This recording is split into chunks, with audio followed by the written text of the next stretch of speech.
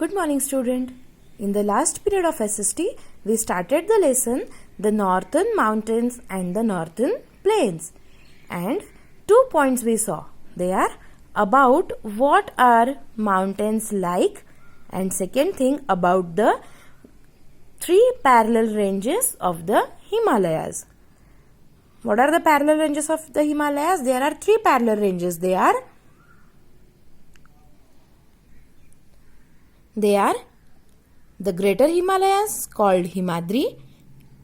Second, the middle or lesser Himalayas called Himachal. And third, the outer Himalayas called Shivaliks. So in this way, we saw these 3 parallel ranges of the Himalayas. Now, we are going to continue with the importance of Himalayas. How this Himalayan mountain ranges is important for our country. So let's see the first one.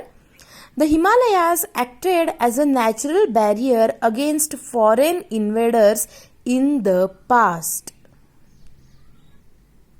It means the Himalayas protect us from the foreign invaders. Second, historically it has prevented unfriendly arrivals and attacks from the other side of the mountains.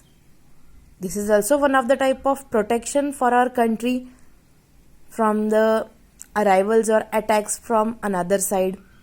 Third thing, it forms a natural boundary between India and neighbors like China. Yes, it's just like a natural boundary between neighboring countries and India.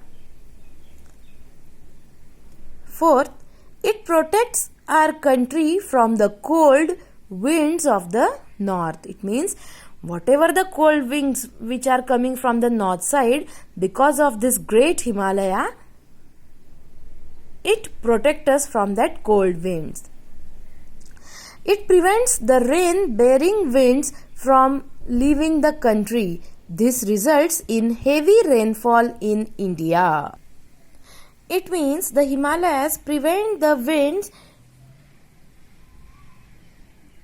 which leaving our country. So because of this, what happened? This results in heavy rainfall in India. Next is the melting snow of the Himalayas gives rise to some of the major rivers like the Ganga and the Yamuna. These rivers are called perennial rivers because they have water throughout the year. Yes, these are the 2 important or main rivers of India, and these 2 rivers rise from Himalayan mountains only. So these rivers, they have water throughout the year. That is why it is called perennial rivers. Then many valuable products like timber, resin, medicines, etc. are obtained from the forest in this mountain range. Again, with this, there is a forest also from these mountain ranges. So from that forest we can get the products like timber, resin, medicines, which are important for us. And then it also sustains a very rich variety of plants and animals which is not seen in other parts of the world. The forests of the greater Himalayas are home to many animals such as yaks, goats, snow leopards, musk deer and wild sheep, which are very rare, which can't see in the any other part of the world. But such type of animals we can see in the forest of this great Himalayas. So in this way, the Himalaya is very important for our country. Okay. Now with this, we'll see the life in Himalayas, how the people are living in the Himalayan mountains. See here. Life is somewhat difficult in mountains. Why it is said like this? Why it is difficult? Because many places still do not have proper roads and connectivity to the outside world. Yes, children, why it is like this? Because these are the mountains everywhere. There is no plain part or for the road, isn't it? So for that it is very difficult. There is no connectivity for the outside world. Now, sheep rearing is practiced by the people in this region. Fruits and a few crops are grown as a means of livelihood. Many people are part of the cottage industry, that is wood carving, weaving of carpets, making woolen clothes, etc.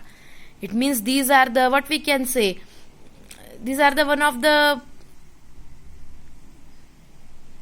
type to get the income for their people.